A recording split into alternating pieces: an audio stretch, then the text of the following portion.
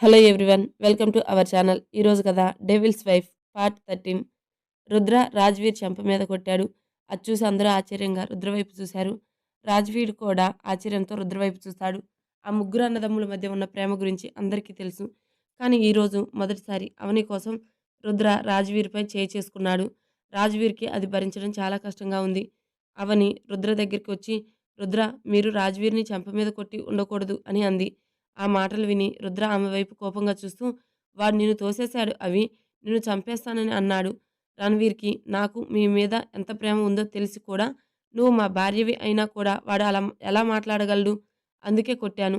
నేను వాడిని కొట్టి మంచి పనే చేశాను అవి చెబుతూ అతను రాజ్వీర్ వైపు చూస్తాడు.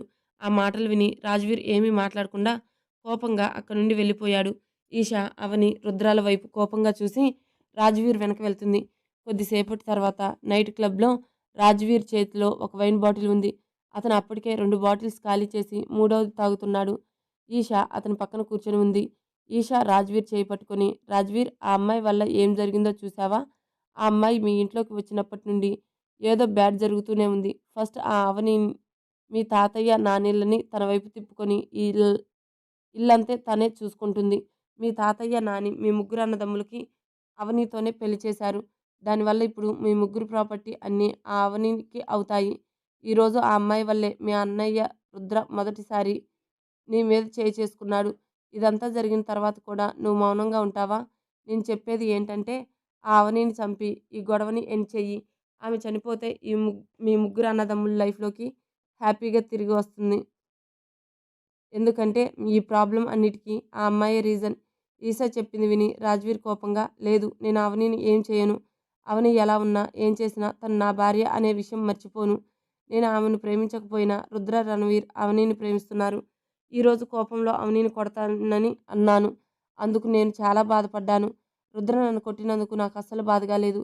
నేను తప్పు చేశానని నాకు అనిపించింది. నేను అవిని తోసి ఉండకూడదు. అవిని చంపేస్తానని ఉండకూడదు. ఇప్పుడు నువ్వు కూడా ఈ ఆలోచనలన్నీ నీ మనసులో నుంచి తీసేసి, ఎందుకంటే నేను అవిని ఏమీ చేయను. ఇక నేను ఇంటికి వెళ్తాను. చాలా లేట్ అయింది. నువ్వు కూడా మీ ఇంటికి వెళ్ళు అని చెప్పి అతను అక్కడి నుండి వెళ్ళిపోయాడు. అతను వెళ్ళిపోయాక ఈషా సోఫాలో కూర్చొని తన వైన్ తాగుతూ, పిచ్చి రాజ్వీర్, నువ్వేమీ చేయవు. నాకు నచ్చింది నేను చేసుకుంటాను. అవనిని అడ్డు తొలగించుకుంటాను అని తనలో తాను అనుకుని ఆమె నవ్వుకుంది. రాత్రి 2 గంటలకు రాజ్వీర్ కార్ మ్యాన్షన్ ముందు ఆగింది. రాజ్వీర్ కార్ దిగి మ్యాన్షన్ లోపలికి వెళ్ళాడు. అతను తాగి ఉండడంతో అతని అడుగులు తడబడ్డాయి. హాల్లో చీకటిగా ఉంది. రాజ్వీర్ సౌండ్ చేయకుండా లోపలికి వెళ్తుండగా అతని కాలు ఒక టేబుల్కి తగిలి అతను కింద పడిపోయాడు. అతను కింద పడకముందే ఎవరో అతన్ని పట్టుకున్నారు. వెంటనే హాల్లో లైట్స్ అన్నీ ఆన్ అయ్యాయి. రాజ్వీర్ ముందు చూడగానే రుద్ర తను పట్టుకొని ఉండడం కనిపించింది. రణవీర్ రుద్ర పక్కనే ఉన్నాడు. రుద్ర రాజ్వీర్ని పైకి లేపి సోఫాలో కూర్చోబెడుతూ, ఎంత డ్రింక్ చేశావురా? చూడు, నువ్వు సరిగ్గా నడవలేకపోతున్నావు. నేను నిన్నిప్పుడు పట్టుకోకపోయి ఉంటే నువ్వు పడిపోయి ఉండేవాడివి. అది విని రాజ్వీర్ చిన్నగా నవ్వి, ఇది మంచిదే కదా, ఫస్ట్ నువ్వు నన్ను చెంప మీద కొట్టి ఇప్పుడు పడకుండా పట్టుకొని సేవ్ చేశావు. నేను తాగడానికి రీజన్ కూడా నువ్వే రుద్ర. ఈరోజు నా మీద చెయ్యెత్తావు నువ్వు. ఆ మాటలు విని రుద్ర రాజ్వీర్ని హగ్ చేసుకొని, క్షమించు, కానీ ఇది నీ తప్పు కూడా. నువ్వు కూడా అవనీతో అలా బిహేవ్ చేయడం కరెక్ట్ కాదు కదరా. రుద్ర చెప్పింది విని రాజ్వీర్ రుద్ర నుండి దూరం జరిగి అతని ఫేస్ వైపు చూస్తూ, అవును, అది నా తప్పేనని నేను ఒప్పుకుంటాను. నేను అవనీతో అలా బిహేవ్ చేసి ఉండకూడదు. అందుకు నన్ను క్షమించు. ఆ మాటకి రణవీర్ చిన్నగా నవ్వి సోఫాలో కూర్చొని, సరే, ఇప్పుడు అన్ని ప్రాబ్లమ్స్ సాల్వ్ అయిపోయాయి కదా అని అన్నాడు. రాజ్వీర్ నవ్వుతూ రణవీర్, రుద్రాల వైపు చూసి, హా, మీరిద్దరు నన్ను ఎత్తుకొని రూమ్కి తీసుకువెళ్ళండి. ఎందుకంటే నేను స్టెప్స్ ఎక్కి నా రూమ్లోకి వెళ్ళలేను. అది విని రణవీర్, రుద్ర నవ్వుతూ రాజ్వీర్ని ఎత్తుకొని పైకి తీసుకుని వెళ్తారు. కొంచెం దూరంగా నిలబడి ఉన్న అవనిని వారిని చూసి నవ్వింది. వాళ్ళ ముగ్గురు మళ్ళీ కలిసిపోవడం చూసి ఆమెకు చాలా హ్యాపీగా అనిపించింది. కాసేపటికి అవని తన రూమ్లోకి వెళ్ళి నిద్రపోతుంది. నెక్స్ట్ డే మార్నింగ్ అవని నిద్రలేచి ఆమె కళ్ళు తెరవగానే ఆమెపై రోజ్ పెటల్స్ పడుతున్నాయి. అవని నవ్వుతూ ఫేస్ తిప్పి చూస్తుంది. రుద్ర రెడ్ రోజ్ని చేత్తో పట్టుకొని అతను రోజ్ పెటల్స్ తీసి అవని మీద చల్లుతున్నాడు. అది చూసి అవని నవ్వుతూ బెడ్ మీద లేచి కూర్చొని అవని వైపు చూస్తూ, ఇంత పొద్దున్నే ఏం చేస్తున్నావు? నా మీద పెటల్స్ ఎందుకు విసురుతున్నావు? రుద్ర అవని పక్కన కూర్చొని ఆమె బుగ్గపై ప్రేమగా ముద్దు పెట్టి, నువ్వు నిద్రలో చాలా క్యూట్గా కనిపిస్తున్నావు. అందుకే అలా చేశాను. ఈరోజు నేను గార్డెన్లో జాగింగ్ చేస్తుంటే నాకు ఈ రెడ్ డ్రెస్సెస్ కనిపించాయి. ఇప్పుడు వీటిలో ఏది నీకంటే అందంగా ఉందో చూద్దామనుకున్నాను. అందుకే ఈ రెడ్ రెడ్ రోజ్ తెంపి నీ రూమ్‌కి తీసుకొని వచ్చాను. నిన్ను చూసి ఇవి కూడా సిగ్గుపడ్డాయి. అందుకే నేను వాటిని నీ మీద విసురుతున్నాను." ఆ మాటలు విని అవని నవ్వుతూ రుద్రని చూస్తుంది. రుద్ర నవ్వుతూ అవని బుగ్గ మీద ముద్దు పెడతాడు.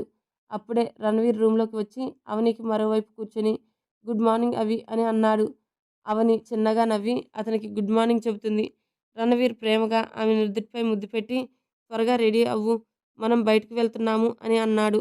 ఆ మాట విని అవని ఆశ్చర్యంగా "మనం ఎక్కడికి వెళ్తున్నాం" అని అడిగింది. రుద్ర ఆమె చేయి పట్టుకొని "ఇది సర్ప్రైజ్ బేబీ. ఇప్పుడు ఎక్కువ క్వెషన్స్ అడగకుండా త్వరగా రెడీ అవ్వు." అది విని అవని సరే అని తల ఊపుతుంది. 5 మినిట్స్ రుద్ర, రణవీర్ అవనితో మాట్లాడి ఆ రూమ్‌లో నుండి వెళ్ళిపోగానే అవని వాష్‌రూమ్‌లోకి వెళ్తుంది. 1 అవర్ తర్వాత రుద్ర, రణవీర్, అవని అందరూ రెడీ అయ్యి హాల్లోకి వస్తారు. గాయత్రి, అమర్ పాదాలు తాకి వాళ్ళిద్దరి బ్లెస్సింగ్స్ తీసుకుంది. వాళ్ళిద్దరూ ఆమెను ఆశీర్వదిస్తారు. గాయత్రి ఆ ముగ్గురి వైపు చూసి "మీ ముగ్గురు ఎక్కడికి వెళ్తున్నారు" అని అడిగింది. రణవీర్ నవ్వుతూ "నాని, నేను నిన్న రాత్రి మీకు చెప్పాను కదా, మేము అక్కడికి వెళ్తున్నాము. అలాగే అవనికి సర్ప్రైజ్ కూడా ఇవ్వాలి." ఆ మాట విని అమర్ చిన్నగా నవ్వి "అది చాలా మంచి ఆలోచన" అని అంటూ అమర్ బ్రేక్‌ఫాస్ట్ తింటున్న రాజ్‌వీర్ వైపు చూశాడు. వాళ్ళ ముగ్గురితో వెళ్ళడం అతనికి ఇష్టం లేదు. అతను రుద్ర, రణవీర్‌తో అయితే ఎక్కడికైనా వెళ్తాడు. కానీ అవనితో ఎక్కడికి వెళ్ళడం అతనికి ఇష్టం లేదు. అమర్ రాజ్‌వీర్ వైపు చూసి "రాజ్‌వీర్, నువ్వు కూడా వెళ్ళు." రాజ్‌వీర్ అమర్ వైపు చూసి కోపంగా "తాతయ్య, నేనెక్కడికి వెళ్ళను. మేమందరం వెళ్ళిపోతే ఆఫీస్‌ని ఎవరు చూసుకుంటారు? ఈరోజు 2 ఇంపార్టెంట్ మీటింగ్స్ ఉన్నాయి. నేను వాటిని అస్సలు వదులుకోలేను. రుద్ర, రణవీర్ వెళ్తున్నారు కదా, సో నేను వెళ్ళాల్సిన అవసరం లేదు" అని చెప్పి రాజ్‌వీర్ చైర్‌లో నుండి లేచి హ్యాండ్ వాష్ చేసుకొని అక్కడి నుండి వెళ్ళిపోతాడు. రాజ్‌వీర్ వెళ్ళిపోవడం చూసి అమర్ కోపంగా "ఈ రాజ్‌వీర్ ఎప్పుడూ ఇంతే. అవనితో ఎక్కడికి వెళ్ళడు." ఆ మాటకి రుద్ర అమర్ వైపు చూసి "పర్లేదు తాతయ్య, రాజ్‌వీర్‌ను ఆఫీస్‌కి వెళ్ళనివ్వండి. నేను, రణవీర్ అవనితో వెళ్తున్నాము." అమర్ వాళ్ళ ముగ్గురి వైపు చూసి "సరే, మీరిద్దరూ నా మనవరాల్ని జాగ్రత్తగా చూసుకోండి" అని చెప్తాడు. అమర్ చెప్పింది విని రుద్ర, రణవీర్ నవ్వుతూ సరే అని తల ఊపారు. కొద్దిసేపటి తర్వాత ఆ ముగ్గురు తమ కారులో మ్యాన్షన్ నుండి బయలుదేరతారు. రణవీర్ కార్ డ్రైవ్ చేస్తున్నాడు. అవని రణవీర్ పక్కన కూర్చొని ఉంటే రుద్ర వెనక కూర్చొని ఉన్నాడు. అవని రణవీర్ వైపు చూసి "మనం ఎక్కడికి వెళ్తున్నాం" అని క్వెషన్ మార్క్ ఫేస్ పెట్టుకొని క్యూట్‌గా అడిగింది. రణవీర్ అవని వైపు తిరిగి "కొంచెం సేపటి తర్వాత నీకే తెలుస్తుంది కదా, వెయిట్ చెయ్యి." ఆ మాట విని అవని సైలెంట్ అయిపోయింది.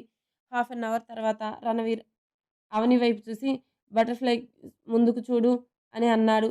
అవని ముందుకు చూసింది. రోడ్డు మధ్యలో రోజ్ పెటల్స్ కింద పడి ఉన్నాయి. రోడ్డుకి రెండు వైపులా ఉన్న రెడ్ రోజ్ చెట్ల మీద నుండి రోజ్ పెటల్స్ రోడ్లపై పడుతూ ఉండడంతో ఆమె నోరు తెరిచి షాక్‌గా ఆ రోజెస్‌ని చూస్తూ హ్యాపీ స్మైల్ ఇచ్చి "ఇది రెడ్ రోజ్ చెట్టు. కానీ ఇది ఇక్కడికి ఎలా వచ్చింది?" అని అడిగింది. రణవీర్ నవ్వుతూ "అదెలా వచ్చిందో, ఎలా రాలేదో ఆలోచించకు. నీకు నచ్చిందో లేదో చెప్పు." అవని అతని చెంపపై ముద్దు పెట్టి "నాకు చాలా నచ్చింది" అని అంది. రణవీర్ ఆమె చెంపపై చేయి వేసి చిరునవ్వుతో "ముద్దుకి థాంక్స్. ఈరోజు ఫస్ట్ టైం నువ్వే నాకు కిస్ ఇచ్చావు" అని నవ్వుతూ అన్నాడు. ఆ మాటలకి అవని నవ్వుతుంది. రుద్ర అవని వైపు చూసి "నాకు కూడా ఒక ముద్దు ఇవ్వు" అని నవ్వుతూ అన్నాడు. అవని అతని బుగ్గపై ముద్దు పెట్టడంతో రుద్ర పెదవులు అందంగా విచ్చుకున్నాయి. రుద్ర రణవీర్‌ని సన్ రూఫ్‌ని ఆన్ చేయమన్నాడు. రుద్ర చెప్పింది విని రణవీర్ కూడా సన్ రూఫ్‌ని ఆన్ చేస్తాడు. అవని పైకి చూడగానే రుద్ర ఆమెని సీట్ మీద నిలబడమని చెప్పాడు. ఆ మాట విని అవని వెంటనే తన స్లిప్పర్స్ తీసి సీట్ మీద నిలబడి బయటికి చూస్తుంది. రణవీర్ కార్‌ని స్లోగా డ్రైవ్ చేస్తున్నాడు. దానివల్ల రోజ్ పెటల్స్ అవని మీద పడతాయి. అది చూసి అవని చేతులు చాపి కళ్ళు మూసుకొని నవ్వుతుంది. 5 నిమిషాల తర్వాత రణవీర్ వైపు చూసి "రణ్వీర్, ప్లీజ్ కార్ ఆపండి" అని అంది. రణ్వీర్ కార్‌ను రోడ్డు మధ్యలో ఆపుతాడు. అవని కారు దిగి చేతులు చాపి రౌండ్‌గా తిరుగుతుంటే రోజ్ పెటల్స్ ఆమె మీద పడుతున్నాయి. రణ్వీర్, రుద్ర తన భార్య వైపు చూస్తూ అందంగా నవ్వుతున్నారు. అవని పెదవులపై చిరునవ్వు చూసి వాళ్ళిద్దరూ చాలా హ్యాపీగా అనిపించింది. అవని హ్యాపీగా ఉండడం కోసం వాళ్ళిద్దరూ ఏదైనా చేయగలరు. అప్పుడే అవని కళ్ళు బటర్‌ఫ్లైస్ ఉన్న ఒక చెట్టు మీద పడ్డాయి. ఆమె ఆ చెట్టు దగ్గరికి వెళ్లి కొన్ని ఫ్లవర్స్‌ని తెంపి తన చేతిలో పట్టుకొని ఆమె తన చేతిని చాపగానే ఒక బటర్‌ఫ్లై ఆమె చేతిలోకి రోజ్ పెటల్ మీద వాలి కొన్ని క్షణాల తర్వాత ఎగిరిపోయింది. అవని ఇంకా తన చేతిని చాపి నిలబడే ఉంది. కానీ ఆమె చేతుల మీద బటర్‌ఫ్లైస్ వాలడం లేదు. అది చూసి అవని ఫేస్ సాడ్‌గా పెట్టుకొని రుద్ర, రణవీర్‌ల వైపు చూస్తూ "చూడండి, నా చేతి మీద బటర్‌ఫ్లైస్ ఒక్కటి కూడా వాలలేదు" అని ఇన్నోసెంట్‌గా ఉంది. అవని చెప్పింది విని రుద్ర, రణవీర్ నవ్వుతూ వెంటనే వాళ్ళిద్దరూ అవని దగ్గరికి వచ్చారు. రణవీర్ అవని వెనక నిలబడి ఒక చేతిని ఆమె నడుము చుట్టూ వేశాడు. రుద్ర అవని ముందుకు వచ్చి అతను తన చేతిని అవని చేతిని కింద పెట్టగానే కొన్ని క్షణాల్లో బటర్‌ఫ్లైస్ వచ్చి ఆమె చేతిని వాలాయి. అది చూసి అవని హ్యాపీగా స్మైల్ ఇచ్చి ఆమె రణవీర్, రుద్రాల వైపు చూసింది. రణవీర్ ఆనందంగా నవ్వుతూ ప్రేమగా అవని చెంపపై ముద్దు పెట్టాడు. రుద్ర కూడా నవ్వుతూ ఆమె మరో చెంపపై ముద్దు పెట్టాడు. Hotel palace. రణవీర్ కార్ ఒక హోటల్ ముందు ఆగింది. రణవీర్ కార్ దిగాడు. రుద్ర కూడా కార్ దిగాడు. అవని కార్ దిగి రణవీర్, రుద్ర వైపు వెళ్తూ ఆ హోటల్‌ని చూసి షాక్ అయింది. ఆ హోటల్ ఒక రాజభవనంలా ఉంది. హోటల్ ముందు చాలా పెద్ద గార్డెన్ ఉంది. అవని ఆ హోటల్‌ని చూసి ఇది ఎవరి హోటల్ అని అడిగింది. రణవీర్ ఆమె భుజం మీద చేయి వేసి హోటల్ వైపు చూస్తూ అవి ఈ హోటల్ ఒకప్పుడు రాజభవనం. తాతయ్య వాళ్ళ డ్యాడీ ఆ రాజభవనాన్ని కట్టించారు. ఇంతకుముందు మేమందరం ఇక్కడే ఉండేవాళ్ళం. కానీ తర్వాత మేమందరం ఇక్కడి నుండి వెళ్ళిపోయాక ఈ రాజభవనం చాలా ఇయర్స్ నుండి క్లోజ్ చేసి ఉండడంతో తాతయ్య దాన్ని హోటల్‌గా మార్చాలని నిర్ణయించుకున్నారు. తాతయ్య అనుకున్నట్టుగానే ఆ రాజభవనాన్ని కూల్చేసి హోటల్ కట్టించారు. ఈ హోటల్ కట్టడానికి 2 సంవత్సరాలు పట్టింది. చూడు చివరికి హోటల్ రెడీ అయింది. తాతయ్య, నాని కోరుకున్నట్టే ఈ హోటల్ కంప్లీట్ అయింది. ఫస్ట్ ఈ హోటల్‌ని నీకు చూపించాలి అనుకున్నాము. అందుకే రుద్ర, నేను ఇక్కడికి తీసుకొని వచ్చాము. ఈ హోటల్‌ని చూసి ఎలా ఉందో చెప్పు. కొన్ని రోజుల తర్వాత హోటల్‌ని ఓపెన్ చేద్దాం. ఆ మాటలు విని అవని సరే అని తల ఊపి హోటల్‌ని చూడ్డానికి లోపలికి వెళ్ళింది. అవనితో పాటు ఒక స్టాఫ్ మెంబర్ కూడా వెళ్తారు. రుద్ర, రణవీర్ హోటల్ మేనేజర్‌తో మాట్లాడతారు. మరోవైపు రాజ్‌వీర్ తన క్యాబిన్‌లో కూర్చొని ల్యాప్‌టాప్‌లో ఫాస్ట్‌గా వర్క్ చేస్తుండగా ఒక అందమైన అమ్మాయి ఆఫీస్‌లోకి ఎంటర్ అయింది. ఆమె జీన్స్, టీ షర్ట్‌లో హెయిర్ లీవ్ చేసి చాలా అందంగా ఉంది. ఆ అమ్మాయి రాజ్‌వీర్ క్యాబిన్ వైపు వెళ్తుంది. ఆఫీస్‌లోని అబ్బాయిలందరూ వర్క్ చేయడం ఆపేసి మరీ ఆమెనే చూస్తున్నారు. ఆ అబ్బాయిలందరూ ఆమె అందాన్ని చూసి ఆమెకి ఎలా అయినా దగ్గరవ్వాలని కోరుకున్నారు. ఆఫీస్‌లో వర్క్ చేస్తున్న గర్ల్స్ ఆమెను జెలసీగా చూస్తున్నారు. ఎందుకంటే ఆమె చాలా అందంగా ఉంది. ఆ అమ్మాయి రాజ్‌వీర్ క్యాబిన్ వైపు వెళ్తుంది. అప్పుడే మేనేజర్ ఆ అమ్మాయి దగ్గరికి వస్తాడు. ఆ అమ్మాయి మేనేజర్ వైపు కోపంగా చూడగానే మేనేజర్ ఆ అమ్మాయి వైపు చూసి, మేడం మీరు ఇప్పుడు సార్ క్యాబిన్‌లోకి వెళ్ళకూడదు. సార్ వర్క్‌లో బిజీగా ఉన్నారని, ఎవరు తనని డిస్టర్బ్ చేయొద్దని చెప్పారు అని అన్నాడు. ఆ మాట విని ఆ అమ్మాయి కోపంగా నేనెవరో నీకు తెలీదు. నా పేరు ఈషా. నేను వచ్చానని వెళ్లి రాజ్‌వీర్‌కి చెప్పు. ఆ అమ్మాయి చెప్పింది విని మేనేజర్ ఒక క్షణం పాటు మౌనంగా ఉండి, ఆ తర్వాత మెల్లగా సార్, మేడం ప్లీజ్ మీరు ఇక్కడే ఉండండి. నేను సార్‌కి చెప్పేసి వస్తాను అని చెప్పి మేనేజర్ రాజ్‌వీర్ క్యాబిన్‌లోకి వెళ్తాడు. రాజ్‌వీర్ ల్యాప్‌టాప్‌లో వర్క్ చేస్తూ బిజీగా ఉన్నాడు. మేనేజర్ క్యాబిన్‌లోకి వచ్చి రాజ్‌వీర్ వైపు చూసి సార్ అని పిలిచాడు. మేనేజర్ వాయిస్ విని రాజ్‌వీర్ అతని వైపు సీరియస్‌గా చూస్తాడు. రాజ్‌వీర్‌కి కోపం చూసి మేనేజర్ లోపల చాలా భయపడిపోతాడు. రాజ్‌వీర్ కోపంగా మేనేజర్‌ని చూస్తూ నన్ను ఎవరు డిస్టర్బ్ చేయొద్దని నీకు చెప్పాను కదా! ఇంపార్టెంట్ విషయం ఏమీ లేకపోతే ఈ క్యాబిన్‌లోకి ఎందుకొచ్చావు? ఈరోజు ఆఫీస్‌లో నీకు చివరి రోజు. ఈ రోజు నుండి నువ్వు మళ్ళీ ఆఫీస్‌కి కనిపించవు అని కోపంగా అన్నాడు. ఆ వార్నింగ్ విని మేనేజర్ భయపడి డీప్ బ్రీత్ తీసుకొని సార్ ఈషా మేడం వచ్చారు. మేడం మీతో మాట్లాడాలని చెప్పారు. మీరు వర్క్‌లో బిజీగా ఉన్నారని చెప్పాను. కానీ ఈషా మేడం నా మాట వినడం లేదు. మీరు చెప్తే నేను ఆమెను వెళ్ళిపోమని చెప్తాను. ఇది మీకు చెప్పడానికే వచ్చాను. నన్ను క్షమించండి సార్. ప్లీజ్ నన్ను జాబ్‌లో నుండి తీసేయొద్దు. మీరు నన్ను జాబ్‌లో నుండి తీసేస్తే నాకు మళ్ళీ ఏ ఆఫీస్‌లోనూ జాబ్ రాదు సార్ అని అన్నాడు. ఈషా పేరు వినగానే రాజ్‌వీర్ మేనేజర్ వైపు ఒక సీరియస్ లుక్ ఇచ్చి నీకేమైనా పిచ్చి పట్టిందా? ఈషాని వెంటనే క్యాబిన్ లోపలికి పంపించు. నువ్విక్కడి నుండి వెళ్ళిపోకపోతే నిన్ను ఆఫీసులో నుంచి బయటికి గెంటేస్తాను అని చాలా కోపంగా అన్నాడు. ఆ మాట విని మేనేజర్ డీప్ బ్రీత్ తీసుకొని వెంటనే క్యాబిన్ నుండి బయటికి వెళ్ళాడు. మేనేజర్ ఈషా దగ్గరికి వెళ్లి మేడం సార్ మిమ్మల్ని క్యాబిన్‌లోకి రమ్మని చెప్పారు అని అన్నాడు. అది విని ఈషా నవ్వుతూ క్యాబిన్‌లోకి వెళ్ళింది. రాజ్‌వీర్ ఈషాని చూడగానే అతనికి హ్యాపీ స్మైల్ ఇచ్చాడు. ఈషా రాజ్‌వీర్ దగ్గరికొచ్చి రాజ్‌వీర్ ఒడిలో కూర్చుంది. రాజ్‌వీర్ ఆమె నడుము చుట్టూ తన చేతులు వేశాడు.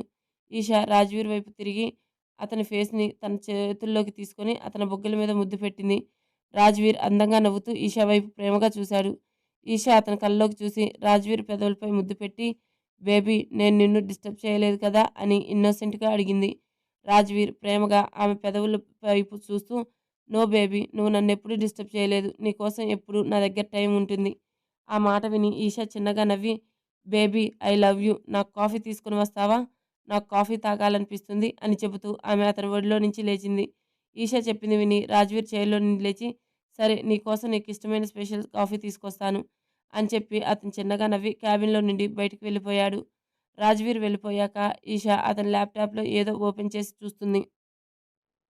Please subscribe to my channel. Thank you.